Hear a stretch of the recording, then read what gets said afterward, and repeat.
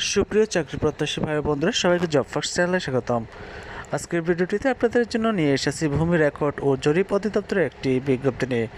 আমরা দেখতে পাচ্ছি ভূমি রেকর্ড ও জরিপ অধিদপ্তরে বিভিন্ন পদের চূড়ান্ত ফলাফল প্রকাশ করা হয়েছে।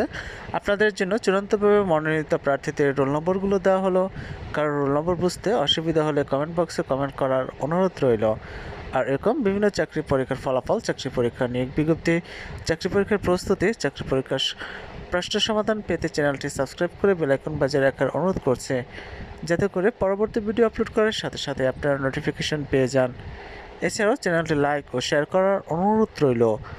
ধন্যবাদ সবাইকে।